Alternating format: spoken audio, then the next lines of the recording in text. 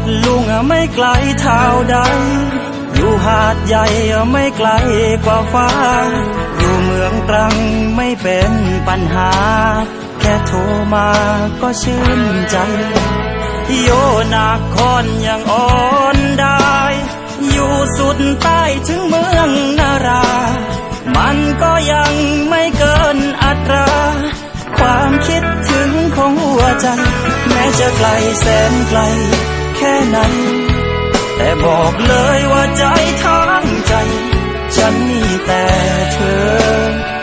อคนเดียวเท่านั้นไม่ว่าอยู่ที่ไหนก็คิดถึงไม่ว่าทำอะไรก็คิดถึงฉันคิดถึงเธอเพียงหนึ่งฉันรักเธอเพียงหนึ่งเดียวของใจแม้ว่าเราจะห่างไกลกัน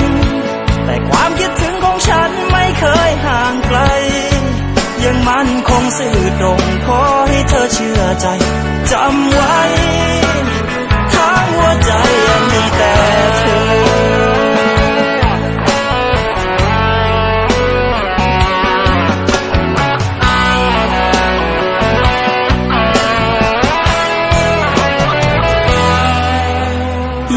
พัดลุงไม่ไกลเท่าใดอยู่ที่ไหนก็ใกล้เหมือนกันถ้าใจสองใจที่มันผูกกัน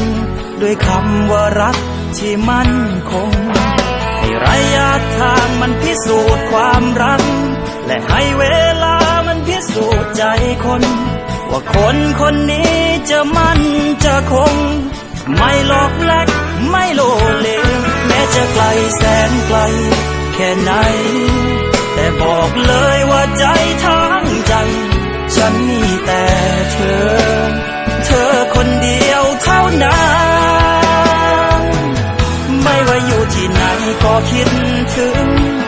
ไม่ว่าทำอะไรก็คิดถึงฉันคิดถึงเธอเพียงหนึ่งฉันรักเธอเพียงหนึ่งเดียวของใจแม้ว่าเราจะห่างไกลกันแต่ความคิดถึงของฉันไม่เคยห่างไกลยังมั่นคงซื่อตรงขอให้เธอเชื่อใจจำไว้ทั้งหัวใจยังมีแต่เธอ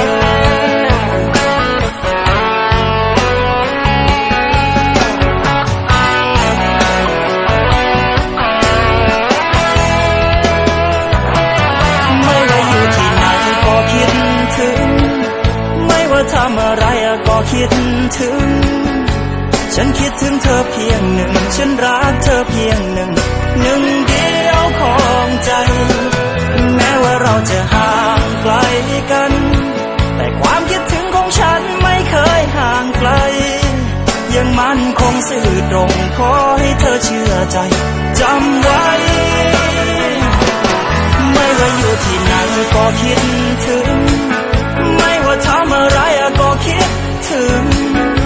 ฉันคิดถึงเธอเพียงหนึ่งฉันรักเธอเพียงหนึ่งเดียวของใจแม้ว่าเราจะห่างไกลกันแต่ความคิดถึงของฉันไม่เคยห่างไกลและยังมั่นคงซื่อตรงขอให้เธอเชื่อใจ